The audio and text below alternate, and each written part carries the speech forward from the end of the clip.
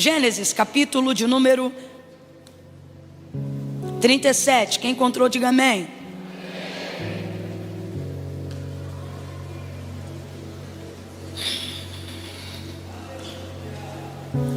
Versículo 5 em diante. Gênesis 37, versículo 5 em diante. José teve um sonho e o contou a seus irmãos, por isso o odiaram ainda mais. Pois lhes disse: ouçam o sonho que tenho sonhado. Estávamos atando feixes no campo, e eis que o meu feixe se levantou e ficou de pé, e os vossos feixes o rodeavam e se inclinavam diante do meu feixe. Então disseram seus irmãos: agora tu reinarás sobre nós, agora tu terás domínio sobre nós. E com isso tanto mais o odiavam por causa dos seus sonhos e das suas palavras. Teve ainda outro sonho e contou a seus irmãos dizendo: eu tive outro sonho, sonhei que o sol, a lua e 11 estrelas se inclinavam perante mim. E quando contou a seu pai e a seus irmãos, seu pai o repreendeu, dizendo: que sonho é este que sonhaste? Agora vamos tua mãe, eu e teus irmãos a inclinar-nos em terra perante ti. Versículo 11. Seus irmãos, pois, o invejavam, seu pai, porém, guardava este negócio no seu. Vamos juntos? Seus irmãos, pois, o invejavam, seu pai, porém, guardava este negócio no seu. Ele guardava este negócio no seu. Diga amém por essa palavra. Senta dando glória a Deus aí. Ainda bem que eu vi. Oh, glória a Deus. Glória a Deus. Gênesis capítulo 37 começa contando a história de Jacó e não de José. Então, na verdade, tudo que a gente vê escrito no capítulo 37 do livro do Gênesis deveria ter por objetivo lançar luz sobre a vida de Jacó. Porque a narrativa do versículo 1 do capítulo 37 já começa dizendo assim, ó: esta, pois, é a história de Jacó. Quem está me ouvindo, completa aí, por favor. Esta, pois, é a história de Jacó. Só que logo depois de mencionar que a história é de Jacó, toda a narrativa textual só vem falando de José. Era José de 17 anos, quando apacentava os rebanhos do seu pai Jacó, junto com os filhos de Bila e de Zilpa, e pererê parará. E teve José um sonho, e ele sonhou e contou a seus irmãos, e os seus irmãos o odiavam ainda mais por causa dos seus sonhos e das suas palavras. Teve ele outro sonho, e só fica a narrativa ali no entorno de José. Mas na verdade o texto é claro e é categórico, dizendo que essa história não é de José, essa história é de Jacó. E a primeira aplicação do texto já mexe muito com a gente e já conta algo muito importante na nossa vida. Por mais que você seja o receptor das promessas mais importantes que Deus confiou a você e a sua casa, a história do cumprimento da promessa, ou seja, a realização daquilo que Deus disse que vai fazer na sua casa, não terá desdobramento se você não souber que Deus vai levantar coadjuvantes cujo refletor que ora estava em você vai passar para eles. Teve gente que ainda não entendeu, vou falar bem rasgado que é para todo mundo entender. A história pode ser sua, mas para que ela se desdobre, para que ela se realize, para que a execução dela comece a acontecer, e para aquilo que era espiritual se torne físico e concreto, você precisará aceitar um nível de revelação na vida de pessoas que estão à sua volta, que são às vezes inferiores a você, não são tão crentes quanto você, não são tão inteligentes como você, não oram tanto quanto você, não caminharam com Deus tanto quanto você tem caminhado, mas elas são o modo operante de Deus. E se você não tiver humildade para reconhecer que para cumprir o que Ele te falou, Ele vai usar gente que nem era nascido quando te prometeu, você vai perder a oportunidade de discernir o acompanhamento daquilo que Deus está fazendo. Então, de cara, Deus já está dizendo para nós: seja mais humilde. Compreenda que aquilo que Deus te confiou vai envolver segundos e terceiros. pessoas que não estão com você desde o início da sua jornada, mas que pertencem ao cumprimento das promessas que Deus fez a você. José é uma dessas pessoas, é um dos filhos de Jacó. Ele não estava no Val de Jaboque, ele não viu a escada que ligava o céu e a terra, ele não ouviu das promessas que Deus falara a Jacó, até por causa da sua idade. Mas quando chegou o tempo de cumpri-las, ele foi a pessoa que Deus sacou da aljava para acertar o alvo do cumprimento. Mas Jacó não está conseguindo discernir isso completamente, porque há um clima de ameaça dentro da casa da promessa. Está faltando um nível de discernimento, porque há tanta disputa, há tanto jogo de interesses no meio dessa família, que Jacó se sente na obrigação de mediar as tensões. E para isso ele vai criar um nível de blindagem naquilo que está acontecendo. Ele não vai incentivar os sonhos de José, mas ele vai guardar cada um deles no coração. O primeiro sonho é somente contado aos seus irmãos. O segundo sonho, ele viu sol e a lua, e ele conta ao seu pai. E o seu pai tem o discernimento que se é sol e a lua, provavelmente é ele, a mãe e as estrelas são os irmãos. E quando ele percebe que os irmãos do coração se fecham, o coração dos irmãos, se fecham diante daquele sonho, ele se sente na obrigação de colocar um freio na continuidade daquilo. E aí o texto diz que Jacó repreende José na frente dos seus irmãos. Acaso agora viríamos eu, tua mãe e teus irmãos a inclinar-nos o rosto em terra perante ti?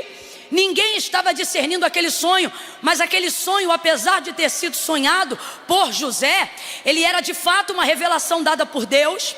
E ele demonstrava que o sonho era de José, mas a realização cabia a todos. Se você analisar o sonho de José, você vai ver José sonhando e dizendo assim, peço-vos, ouvi o sonho que tenho sonhado. Sonhei que os vossos feixes estavam de pé. Então ele não quebra nenhum princípio de hierarquia. Olha o que ele diz: no meu sonho vocês estavam de pé. Então a primogenitura, a descendência está sendo honrada, a fila está sendo respeitada. Aí ele diz assim: o último feixe a se erguer era o meu, mas quando ele se erguia, o de vocês se inclinava perante o meu. Significa que enquanto dos outros se levantavam ou estavam de pé, quem é que estava inclinado? O dele, só que a hora dele também chegou. E isso é Deus mostrando pra gente que a hora de todo mundo que está na casa da promessa vai chegar. O problema é que a gente só foca em quem está de pé e em quem está inclinado, porque a gente só quer estar de pé e nunca quer estar inclinado. E eles não entenderam que na verdade o sonho era de José, mas ele começa contando o sonho dizendo assim, eu sonhei que nós estávamos no campo, todos os feixes estavam no campo, o meu feixe e o feixe de vocês, o de vocês levantava primeiro, o meu levantava por último. Quando o de vocês estava de pé, o meu estava inclinado, mas quando o meu se ergueu, o de vocês se inclinaram perante o meu. Você sabe qual é a parte mais importante desse sonho? Não é quem está de pé e nem quem está inclinado. É quando José começa contando um sonho que Deus deu a ele e relata a narrativa no plural, dizendo: sonhei, eis que estávamos. Oh, alguém está entendendo? Agora você compreende porque Deus confia tamanha hierarquia, tamanho principado, tamanha governança, tamanha relevância para José. O sonho é dele, mas tem lugar para todo mundo. Ele não começa dizendo: eu tive um sonho e eu sonhei que eu estava. Não, ele diz: eu tive um sonho e nele nós estávamos. Eu estou sentindo a graça de Deus aqui. Para quem são as realizações de Deus? Para quem é o cumprimento das promessas de Deus? Para aquele que na hora de relatar o que Deus falou, entende que começa nele, mas não termina nele, passa por nós. Levanta a mão direita o mais alto que você puder, coloca a esquerda na mesma altura, vai. No 3 você vai botar a mão no ombro do vizinho e vai dizer assim, nem eu nem você, somos nós. É 1, é 2, é 3, diga: nem eu nem você, somos nós. O sonho é meu, mas tem lugar para todo mundo, porque o sonho é uma revelação da vontade de Deus. Pergunta para alguém aí: tem lugar no teu sonho para mim? Essa casa bonita que você tem, imagina, é só você que mora? Ou de vez em quando pode fazer um churrasco lá e chamar a gente? Esse carro que você deseja ter, é só para fazer fita vindo para a igreja ou vai dar carona para quem mora perto? Eu sei que o sonho é seu, mas a pergunta é, tem lugar para mais gente? Porque Deus não vai confiar grandezas para quem só sonha com o próprio feixe. Então era isso que os irmãos de José tinham que se atentar. Mas a disputa era tão grande que eles só deram atenção para quem estava de pé e para quem estava inclinado. Olha para cá. Quando você vê Deus honrando um irmão, ainda que você ainda não tenha vivido uma honra equivalente ou superior, não se preocupe na hora da honra e na hora da realização sobre quem está de pé ou quem está inclinado. O mais importante num sonho é saber que a honra está vindo sobre a vida de um irmão.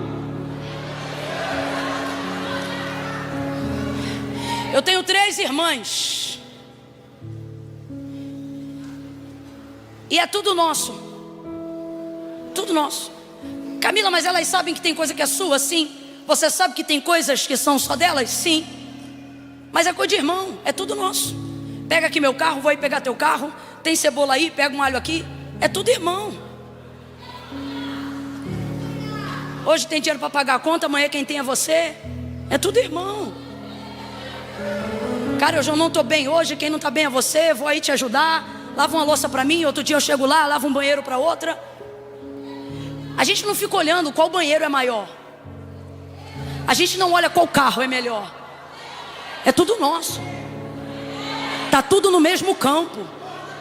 Deus está dizendo que estamos deixando de desfrutar o privilégio da honra que Deus tem dado para que nós desfrutemos também através da vida dos nossos irmãos, porque na realização do cumprimento da promessa a gente só fica olhando para quem está de pé ou para quem está inclinado, quando na verdade deveríamos ver que enquanto for um irmão que está no campo, está inclinado, não é um problema. Enquanto for um irmão que está no campo, está passando por um momento de adversidade, não é um problema. E eles não compreenderam isso. Isso gerou uma situação desconfortável. E aí Jacó se sentiu na obrigação de diminuir a pressão daquela tensão, liberando essa palavra e dizendo: ó, que é isso, menino? Que sonho é esse que você sonhou? Só que ele falou isso com a boca. No texto você leu comigo, diz que ele repreende ali, faz aquela fita educacional, mas ele guarda esse negócio aonde? Nós não temos dificuldade de guardar as coisas no coração. A gente guarda até o que não deve no coração. Nosso problema não é guardar no coração. O nosso problema tem sido guardar o coração. Jacó guardou mas não guardou o. E você está aqui nessa noite, Deus está falando comigo desde o início, através dos louvores e através da palavra. E o que Deus está dizendo para mim é: essa noite é noite de socorro. Coisas que você sempre deu muita importância, valor e gerou muita expectativa de que elas se cumprissem, você sente agora que tudo está para se perder, porque você não está discernindo a maneira como Deus tem se revelado no processo de cumprimento da promessa que Ele fez. Você não discerne que outras pessoas por um tempo protagonizem uma história que é sua. Não discerne por um tempo que até quem deveria te apoiar aparentemente te resiste por não compreender. E por fim, você mantém guardando no coração tudo que Deus te falou, mas está esquecendo de guardar o lugar do depósito, ou seja, o coração. E foi o que aconteceu com Jacó. E é daí para frente que a vida de Jacó desgringola de vez, enquanto a vida de José deslancha de vez. Mas não era para ser assim. E é sobre isso que eu vou fechar a narrativa nessa noite. Diga assim comigo: não era para ser assim. Tá fraco? Diga: não era. Não era para ser assim. Um sonhador tem que discernir o sonho de outro.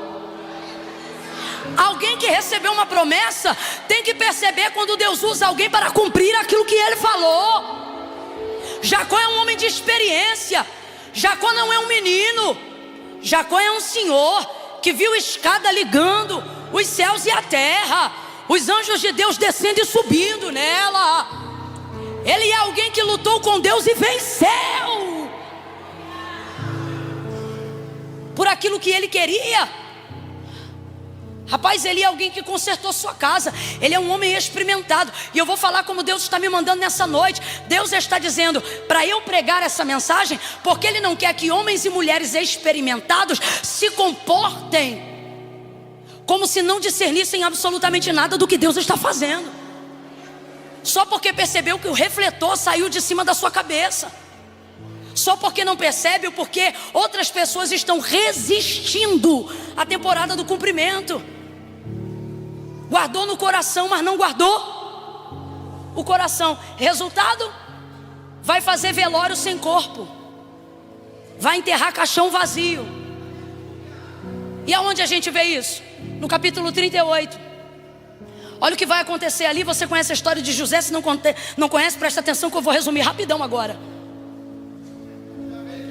Aleluia. Pega uma túnica, porque essa túnica de várias cores era um apontamento da predileção de Jacó, que apontava para o principado de Deus sobre a vida de José. Aí os irmãos, movidos de inveja, pegam a túnica, sujam no sangue de um animal e mandam um mensageiro apresentar aquela túnica suja de sangue para o seu pai Jacó. Por que eles mandaram um mensageiro? Porque eles não iam sustentar a narrativa mentirosa diante do pai.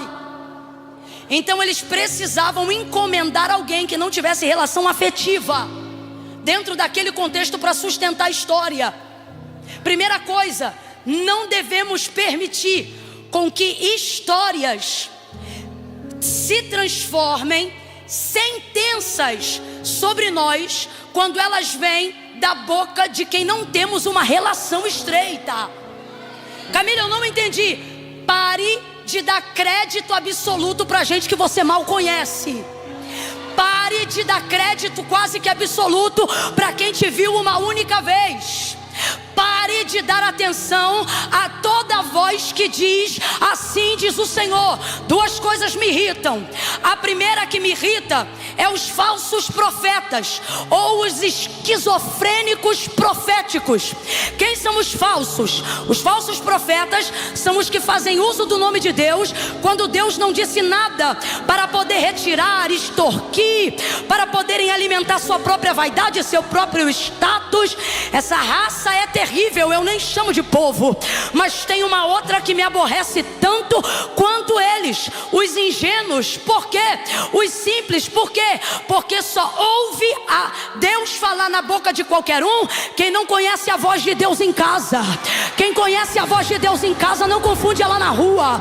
Eu vou abrir um parênteses, leva isso para a tua vida e nunca mais você vai confundir a voz de Deus.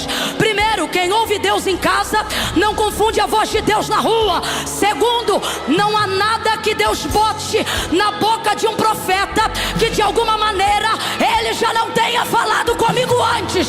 É uma confirmação, é um relacionamento estreito. Pega uma túnica de várias cores que apontava o sinal do cumprimento das promessas de Deus, não só sobre a vida de José, mas sobre a vida de Jacó. Mas quem guarda no coração, mas não guarda o coração, fica vulnerável diante de qualquer mensagem. Fica vulnerável diante de qualquer recado. Fica vulnerável diante de qualquer fake news. Fica vulnerável diante de qualquer conversinha fiada. Com todo respeito, uma casa que tem a envergadura da promessa que Jacó tem, ele não pode acreditar em qualquer coisa que lhe mostram e não pode acreditar em qualquer coisa que lhe dizem. Me parece que Deus está nos alertando essa semana e Ele está dizendo: se respeite e respeite o tamanho daquilo que você carrega. Pare de acreditar em qualquer conversa fiada. Pare de abrir a porta para qualquer um que se diz profeta. Pare de gastar tempo da sua vida para ouvir qualquer mensagem. Pare de gastar tempo da sua vida para aceitar qualquer mensageiro. Nem todo que me diz Senhor, Senhor entrará no reino do céu. Isso me chateia. Isso me chateia. E o que me chateia? Um homem da envergadura de Jacó ficar impactado com a mensagem de um mensageiro, sabendo que José estava com seus irmãos. Faltou confronto na minha concepção, estou avaliando de fora, ok? Para mim faltou confronto, vem comigo. Imagina que você tem isso tudo de filho que ele tem, e o filho que sumiu, ou que morreu, ou que ele acha que perdeu, está no meio dos outros filhos todo dia, todo dia, todo dia, todo dia. Aí vem um mensageiro, mostra uma túnica suja de sangue, e aí na hora você perde a estribeira. O que é isso? É o poder do impacto visual. O poder do impacto visual rouba de você o poder de argumentar o que está acontecendo. Toda vez que alguém quer confundir a mente de alguém, essa pessoa não só fala, ela tenta te mostrar, que é para poder confundir a sua mente. A concupiscência da carne está nos olhos. Está onde? Nada do que alguém fale tem um poder de comunicação mais rápido do que a sua visão. Então isso tudo, na verdade, é uma distração. Olhe para mim. Tudo que está se colocando diante de você por esses dias como uma realidade, Deus me trouxe nessa noite para dizer: é uma distração, argumente. É uma distração, isso é para tirar teu foco. Olha para o tamanho da tua casa, olha para o tamanho da palavra que você recebeu, e pare de ficar impactado com aquilo que está acontecendo visualmente. É por isso que o Senhor não nos chamou para andar por vista. O Senhor nos chamou para andar por fé. Porque a vista impacta o corpo, mas o ouvido edifica o espírito. E quem tem o espírito pronto levanta o corpo. Quem tem o espírito pronto argumenta. Quem tem o espírito pronto, disse Paulo, está preparado para argumentar qual é a razão da vossa fé. Mas aquilo que Satanás tem tentado mostrar de engodo, de mentira, de falência, de violência, de dores, de estresse, de pânico, é para poder roubar de nós a fala da argumentação. É para poder roubar de nós o desejo de continuar buscando pela verdade. Mas hoje todo sofisma e espírito de mentira será desmascarado por estes dias. A mentira vai cair por terra pelo poder de quem tem a palavra. Argumente, confronte. Sabe o que eu penso? Sou eu que estou falando. Sabe o que eu penso? Eu penso que se eu tenho predileção e apontamento divino sobre a revelação do cumprimento de um filho meu, a ponto de eu dar a ele uma túnica, se me trazem a túnica manchada, eu não acato e nem declaro a sentença da morte dele. Se eu estiver mais fortalecida pelo que eu sei do que pelo que eu vejo, eu direi. Chama os irmãos. Quero falar com cada um, quem viu ele por último. E um pai sabe quando um filho mente. Um pai sabe quando a mão sua. Um pai sabe quando alguém gagueja. Eu não sei, irmão, tem um mistério nessa mensagem nessa noite. Deus está dizendo: eu vou botar você diante dos mentirosos e eles vão gaguejar. Não foi o que aconteceu com Jacó, mas é o que vai acontecer com você. Argumente. O que eu diria pela palavra, o que eu diria pela palavra é... Mas não foi isso que Deus me disse, não.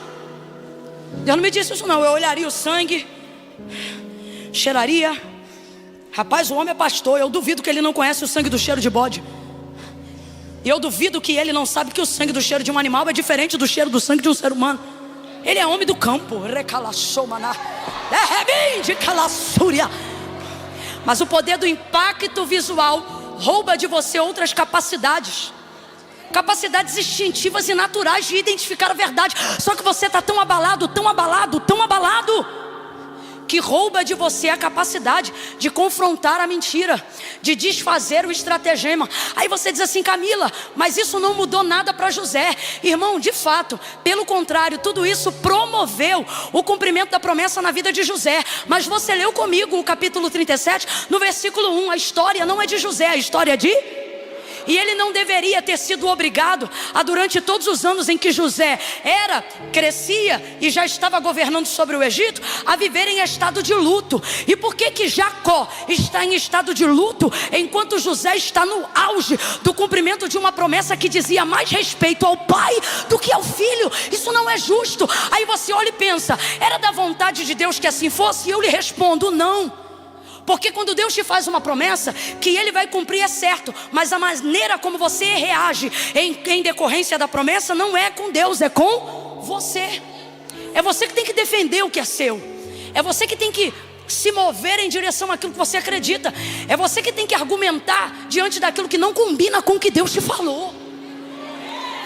Por que eu estou dizendo isso? Porque José está no auge do cumprimento da palavra e da promessa. Mas e Jacó? Ele pega a túnica no dia que fazem esse estratagema infernal. Ele olha para a túnica e o mensageiro também tem medo dele. Por isso o mensageiro não chega dizendo: o menino morreu. Porque só tem uma pessoa com poder de sentenciar a maneira como você vai esperar uma promessa se cumprir. E não é quem vende, não é o mensageiro que mente, é você. Se vida e morte estão na língua, raciocine comigo. Se a palavra tivesse poder literal de matar imediatamente alguém, quem teria matado José? Quem mais o amava, porque foi a única pessoa que disse: certamente morreu. Ninguém disse isso, os irmãos não disseram isso, o mensageiro não disse isso. Então veja, Satanás cria o cenário e os inimigos, mas ele não tem o poder de invalidar algo que não é verdade. Então ele faz com que você invalide, porque o único interesse dele não é que todo mundo não acredite, é só que você não acredite mais. Então ele quer ver sair da sua boca a palavra da incredulidade. Ele quer ver sair da sua boca a palavra que dá sentença àquilo que ele tem esperado.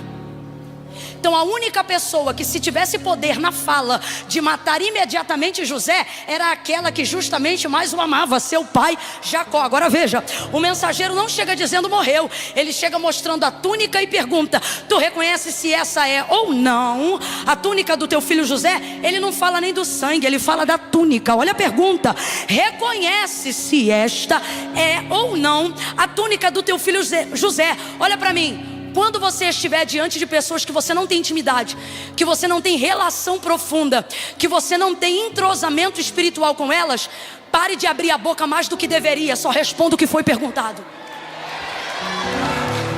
Existem pessoas que só estão esperando sair da sua boca a sentença que só você tem o poder de dar para espalhar a notícia.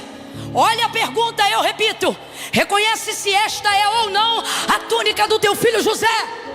O que ele deveria ter dito? Sim, é. O que aconteceu com ele?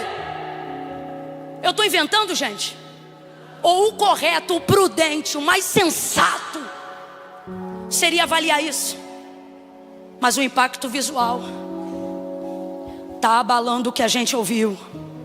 É sinal que os nossos olhos andam mais abertos do que os nossos ouvidos. Porque a fé não vem pelo que a gente vê, ela vem pelo que a gente... Mas se tem um ralo que esgota o que a gente ouve, é andar com o olho aberto, quando deveríamos estar andando de olho fechado, em fé, em voz, em palavra do que Deus falou. Mas não, e eu encerro aqui. O texto diz que ele pega a túnica e, desesperado pelo impacto de uma realidade mentirosa, porém visual, Deus está mandando dizer isso aqui para alguém. Não é porque você está vendo que é verdade. Meu Deus, se eu fosse você, entrava na quinta-feira de olho fechado e ouvido aberto. Meu Deus, meu Deus, Deus vai desenvolver em mim e em você essa semana. Eu gosto assim. Eu gosto quem toma na força, quem pega na marra. Eu gosto quem entende que reino de Deus não é por osmose, é por atitude. Então eu vou repetir para dar mais uma chance para os desligados. Você vai entrar nesta semana, nesta quinta-feira, desenvolvendo habilidades, capacidade que não vão depender de nada do que você está enxergando. Deus está dizendo: fecha os olhos e deixa eu ser os seus olhos, e eu vou te guiar pela minha voz. A mentira vai cair, a mentira vai cair.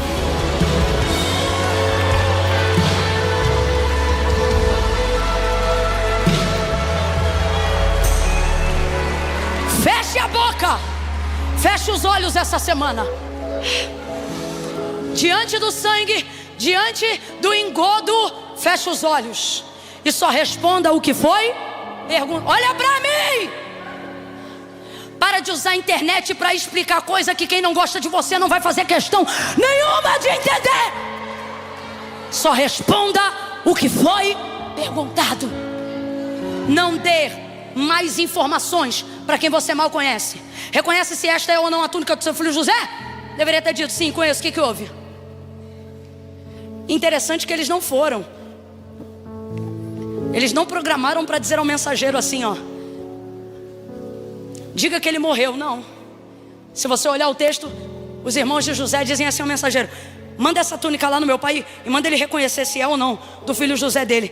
Eu penso então que se Jacó tivesse o confrontado minimamente tal mensageiro, quando ele dissesse assim, se assim fosse, reconhece se é ou não a túnica do teu filho José. E aí Jacó olhando dissesse, é, a túnica dele. O que aconteceu? Eu já começo a ver esse mensageiro dizendo,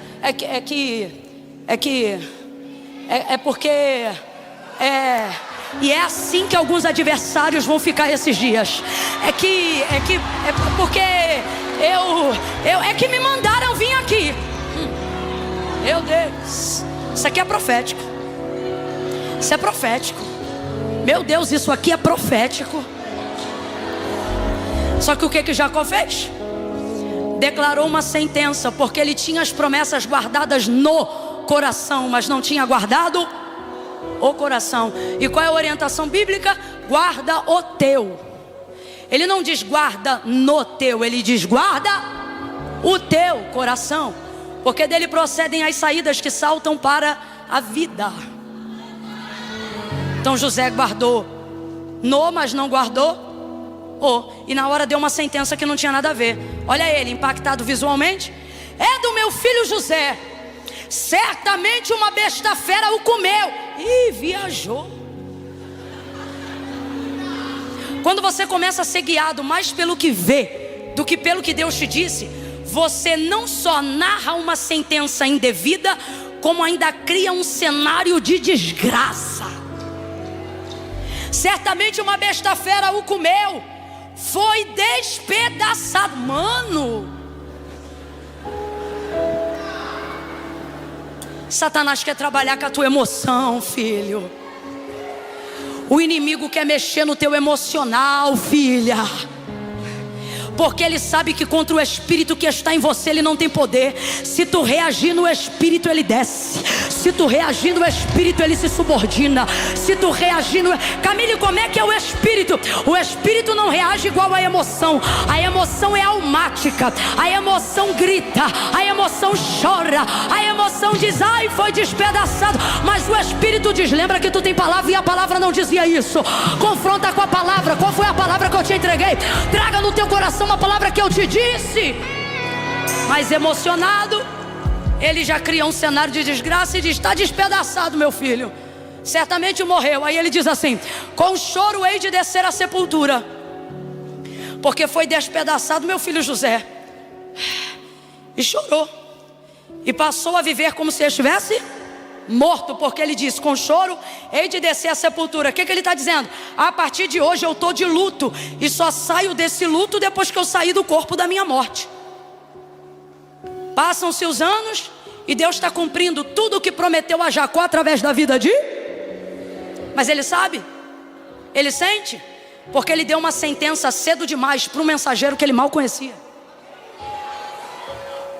Aí você diz, Camila, e por que Deus então não foi lá? Deus falava tanto com Jacó também em sonho, ele teve tanta visão, né? Por que Deus não foi lá e falou, Jacó, meu filho, não temas, não sofra, José não está morto, José está vivo? Pelo que eu disse lá no início e vou dizer de novo, o que Deus prometeu, Ele vai cumprir, e isso é garantia dele. Mas a maneira como você se comporta é problema seu. Então se você se comportar como se Deus não tivesse cumprido o que te falou, isso não vai fazer Deus deixar de cumprir, mas vai fazer você sofrer até que você veja o que Deus fez. Aí eu te pergunto, poxa vida, Jacó precisava ter sofrido tanto? Depois que os anos se passaram, foi tanta amargura naqueles anos, não só por ter perdido José na sua imaginação, mas porque José não era só José, era aquele que ele imaginava que Deus ia usar para cumprir as promessas que fez a ele. Então perder a José não era só perder a José, mas era perder o meu relacionamento com Deus. Então é por isso que tem algumas coisas na nossa vida que estão doendo tanto, porque elas não apontam a perda de algo ou alguém, elas apontam a desconexão entre nós e Deus no processo. E é por isso que dói tanto. Então Jacó ficou amargurado, ao ponto que ele fez uma coisa, e só isso eu quero relatar para bem no capítulo 38. Quando os filhos perceberam que ele passou o período do luto e continuou de luto, levantaram-se para consolá-lo, e o texto diz que ele recusou. Essa dignidade profética eu amo. É quando não importa o quanto eu estou sofrendo, não há consolo que console uma perda que eu acho que tive com Deus. Então ele rejeita e continua sofrendo. Resumindo a história, o texto diz que José é governador de toda a terra do Egito. E assim como o inimigo usou impacto visual para fazer Jacó, trazer uma sentença cedo demais para sua casa, Deus vai usar a mesma estratégia através da vida de José, só que ao contrário. Para quê? Para reviver o espírito. Deus está dizendo, a estratégia que o inimigo usou para matar a tua alma é a mesma estratégia que eu uso para dizer que eu levanto a tua alma, que eu ressuscito o teu espírito, que eu ressuscito as tuas promessas. Camila, eu não entendi. O que você está dizendo? Vou falar rasgado. O inimigo usou impacto visual para abalar o teu emocional, não foi? E assim fazer você se perder do rumo da fé. Deus está dizendo, eu trabalho com ouvidos, por isso você sofreu, porque eu quero que creia na minha palavra e não na tua realidade. Mas quando chegar a hora do basta, eu não vou mais falar, eu vou te mostrar. Quem está entendendo o que Deus está falando, faz a mão assim de concha para receber, porque Deus está dizendo, você vai ver, porque por estes dias eu não venho para falar, eu vou te mostrar visualmente que não é como o inimigo te fez ver. Oh! Emanaga subinja da managa. Emantaraga balaga somanaias. Os anos passam, tristeza fica, luto permanente. A fome chega em Canaã, os irmãos sobem ao Egito. José os reconhece, os retém lá. Ele já é governador, é o segundo a mando de Faraó. É Faraó e depois ele. Ou seja, José não só vive, como é governador de toda a terra do Egito. Deus me manda dizer para você, você pensa que acabou, e Deus está dizendo, não, essa foi a maneira como você escolheu acreditar no que te disseram. Pois eu te digo que tudo o que eu falei está vivo e é grande. Está vivo e é grande. Está vivo e é grande. Só que o coração desmaiado não acredita mais no que ouve. Irmão, o coração quando desmaia, só desfibrilador do céu ressuscita. No início da fé, qualquer profeta que marcha, você diz, ai Jesus, tomara que seja para mim. No meio da fé, só de ouvir a marcha você já diz, não vem de palhaçada não, Senhor, não estou boa hoje. Não estou a fim de conversa fiada. Se não for de ti, não deixa chegar em mim não. Que a vida vai experimentando a gente. Jacó está nessa fase do meio da amargura por causa do tempo da passagem. Aí o texto diz que depois que os irmãos descobrem que José vive e é governador de toda a terra do Egito, José sabe que o pai não vai acreditar. Então, em uma época de fome e escassez, ele prepara uma carruagem, coloca vaso, muda de veste, tudo que só quem tinha prosperidade podia dar, porque a fome estava não só em Canaã, mas em toda a terra. 2 carruagens abastecidas até o talo, leite, trigo, pão, roupa, prata, ouro, água, vinho, passa, damasco, tudo, meu irmão. Aí eles param com essa carruagem a mando de José na porta da tenda de Jacó. Aí os filhos entram primeiro para dar notícia, mas o coração está desmaiado. Aí quando os filhos entram, eles dizem assim, papai, José vive e é governador de toda a terra do Egito. Você acha que ele fez o que você fez agora? Glória a Deus, aleluia. O texto diz que ele não se levantou porque seu coração estava desmaiado. O que isso significa? Significa que não importava o que dissessem, ele não acreditava em mais nada. Faz essa cara de brisa, não. Que tu tá aqui, mas tu diz, mano, eu nem sei porque que eu continuo ouvindo, eu não acredito mais. Aí dizem assim para ele: papai, ele vive, ele é governador e ele nada. Aí eles abrem a cortina da tenda e dizem assim: pai, vem ver. Ah, irmãos, eu estou falando isso aqui, eu estou vendo. Deus vai abrir a tenda. Deus vai pegar gente para abrir a tenda. Gente que vai segurar na tua mão. Gente que vai ter visto a revelação. Gente que não vai deixar você prostrado. Gente que não vai deixar você parado. Gente que viu o seu luto, viu a sua dor, mas é a mesma gente que vai te pegar pela mão e vai dizer: vem, vem. O Espírito Santo vai usar gente este mês de agosto para te tirar da cama, para te tirar de casa e para dizer: vem, vem ver, vem ver, porque Deus veio mostrar, Deus veio mostrar, Deus vai te mostrar. Vem, vem, vem.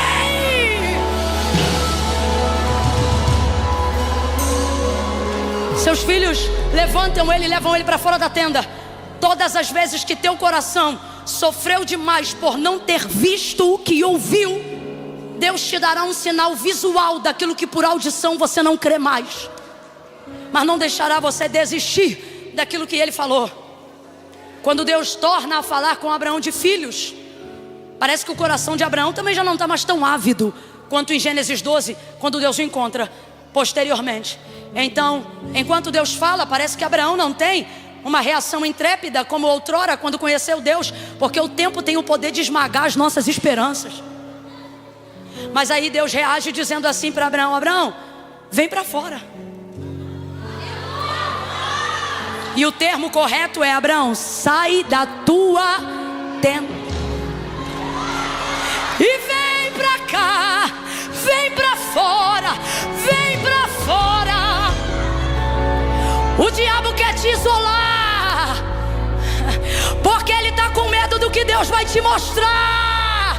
Ele está com medo de quem Deus vai botar no teu caminho.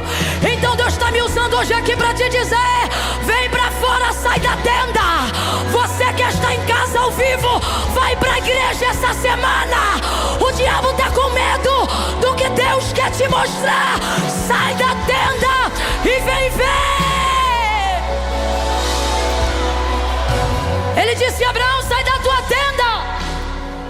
Abraão saiu, ele diz: olha para o céu, povoado de estrelas. Ele diz: conta, se é que as pode contar. Aí eu te pergunto: Abraão contou?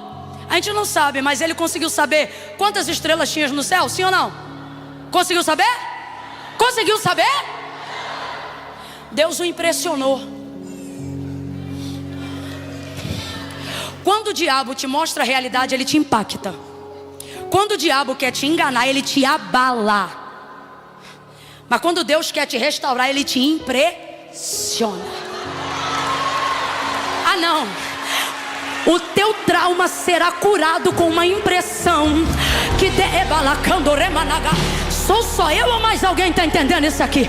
Deus está dizendo: eu vou te impressionar. Eu vou te impressionar. Eu não tinha obrigação, mas eu vou te impressionar.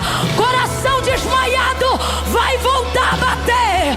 Coração desmotivado vai voltar a ressuscitar. Vem, vem, pega na mão de alguém, levanta ele da cadeira e diz: vem, vem ver, vem ver o que Deus vai fazer em agosto de 2024. Vem, vem, vem ver o que ainda vai acontecer este ano. Ei. Você pode estar aqui nessa noite com o coração desmaiado, Glória a Jesus, aplaudimos a tua palavra, Senhor. Reagimos, acreditamos nela. Aleluia! Aleluia! Aleluia! Mas talvez você não esteja. Você diga: Camila, eu estou aqui pela fé, mas te confesso que as minhas expectativas estão muito baixas. Mas eu não me importo que você não dê a palavra que eu estou pregando agora todo o crédito que ela deveria, porque Deus não está contando com isso. Ele está dizendo: eu sei como é que está seu coração. Então não é a Camila que vai te impressionar, sou eu. Diz o Senhor: eu vou. Irmãos, eu nunca falei isso. Já debrucei sobre esse texto diversas vezes, mas é a primeira vez que, enquanto eu estou pregando, Deus me diz assim: diga, meu povo, que eu vou impressioná-los. Tanto é que quando Deus te mostrar visualmente o que Ele vai começar a fazer, a expressão que você mais vai usar antes do ano terminar é: impressionante, foi impressionante. Não, você não está entendendo. Impressionante. Meu Deus, alguém já pode começar a profetizar isso? Diga assim: impressionante, impressionante. Nem aconteceu ainda, mas você vai olhar para alguém e vai dizer: eu estou impressionado, eu estou impressionado, eu estou impressionado, eu estou impressionada. É impressionante.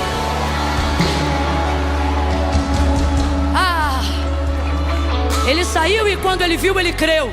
E o texto diz que o seu coração reviveu. Aí ele se levanta do lado de fora da tenda. Ao ver tudo isso, ele diz: basta!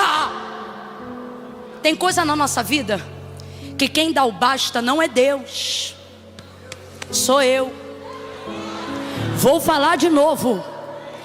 Deus não vai entrar para dar basta aonde Ele te deu autoridade para dar o basta. Não é Deus que diz basta, é Jacó. Jacó diz: basta!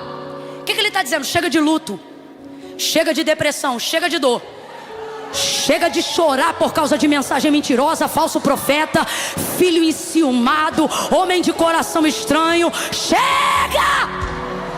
Chega! Solta esse grito no mundo do espírito e diga: chega! Vai, você está entalada, diga: chega! Chega de ficar sem comer por causa disso. Chega de ficar triste por causa disso. Chega de chorar por isso. Basta! Eu irei, ele diz, e verei o meu filho José antes que eu morra. Aí sabe o que é interessante? De Gênesis 38 a Gênesis 43, Jacó não é mais chamado de Israel, só é chamado de Jacó. Mas qual foi o nome que Deus deu para ele? Só que quando ele diz: com choro hei de descer à sepultura, o que ele está dizendo? Me considerem um homem. Aí para o texto de se referir a ele como Israel, e agora só chamam ele de. Só que aí depois que ele diz: basta, eu irei e verei meu filho José, aí o texto volta a chamá-lo novamente de. Aí você diz: Camila, mas eu não estava morto, eu não estava acabado. E o Senhor está dizendo: isso aí é enquanto você acredita nisso. Deus está dizendo para alguém aqui: vou voltar a te chamar pelo teu nome essa semana. Chega disso. Chega dessa vitimização, dessa perturbação. Ele vai e encontra José. José desce do cavalo. Para mim é uma das cenas mais lindas da história. José vai a cavalo encontrar seu pai. Quando avista de longe, desce o cavalo e vai a pé. Nós estamos falando de um homem de 130 anos. Quantos anos Jacó tem? 130. José, governador da terra do Egito, ainda não tem nem os seus 60 ou 50 anos, se não me engano, não tem.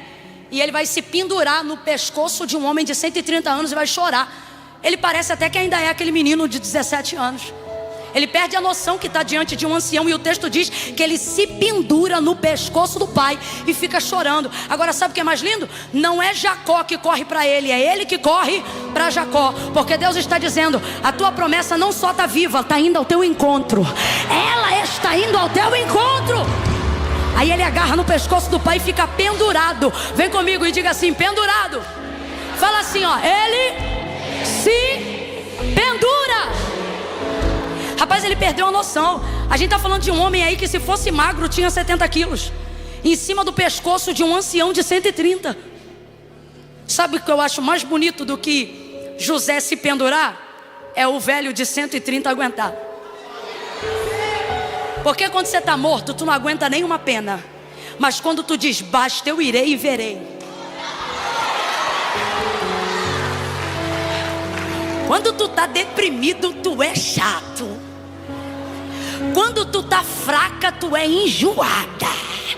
Mas também quando tu decide se revestir.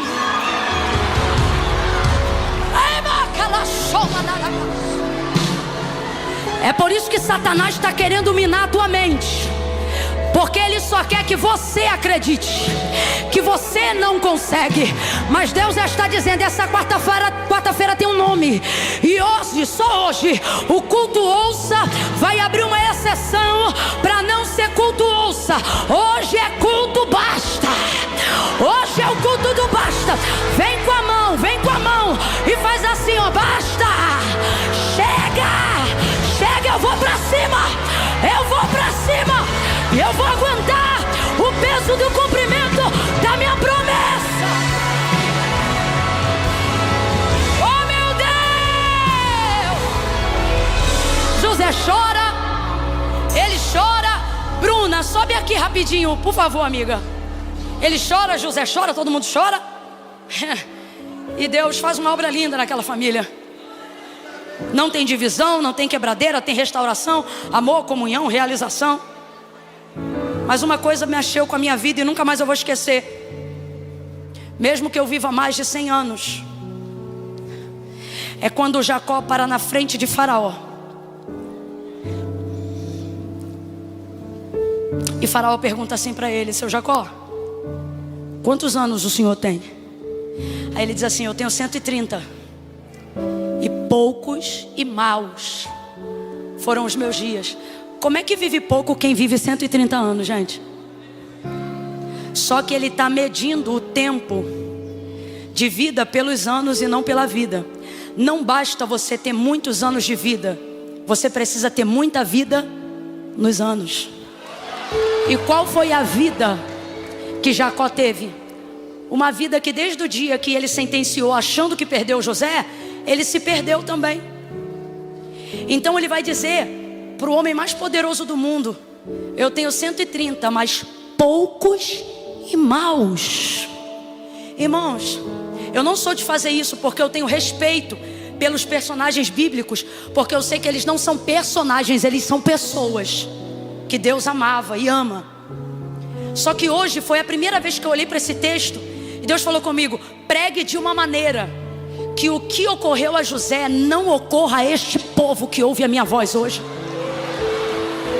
Diga para que eles não acreditem nos mensageiros. Diga para que eles não se preocupem quando outra pessoa no contexto deles ganhar mais visibilidade do que eles e a minha promessa se cumprindo. E tantas outras coisas que falamos nessa noite, mas essa é uma das que mais me marca. Como pode um homem de 130 anos dizer que viveu pouco? Mas é porque ele viveu muito mal. Olha para mim. Você não precisa viver mal enquanto a promessa não se cumpre. Que nisto, e só nesse aspecto, porque Jacó é maravilhoso sobre inúmeros aspectos, mas só nesse aspecto fica para nós uma lição. Não se espera como Jacó, se espera como Abraão. Abraão não viveu pouco e mal, viveu muito e bem. E aonde está o segredo? O texto diz: ele se fortalecia dando glória a Deus.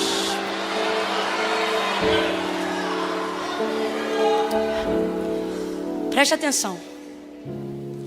Eu vou abrir uma oportunidade agora. Eu pedi uma canção muito específica para a Bruna.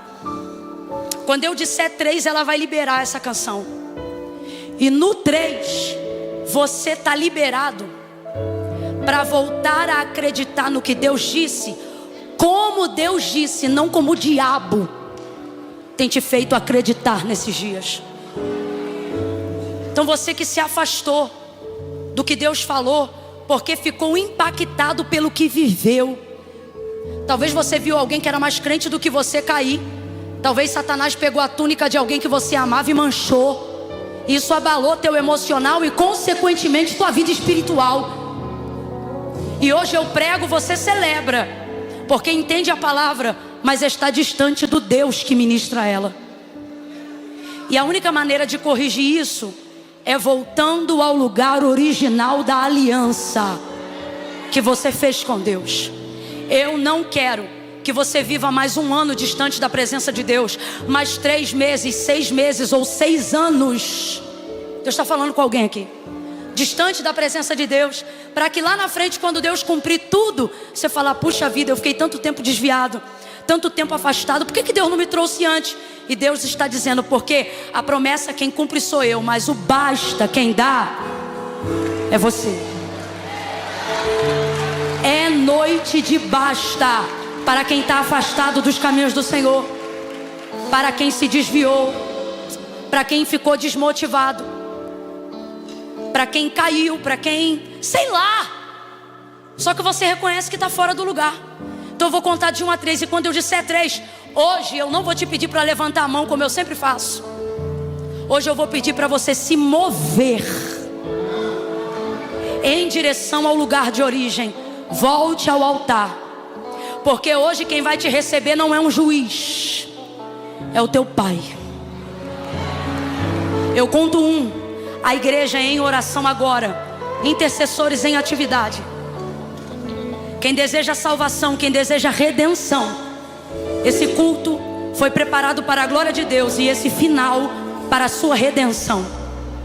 Dê um basta hoje nesse afastamento. Ah, Camila, é que eu tenho que resolver umas coisas. Resolve primeiro isso e as outras serão acrescentadas, porque Jesus disse: sem mim nada podeis fazer. 2, levante a mão, igreja, comece a interceder agora. 2,5, libere os corredores, por favor.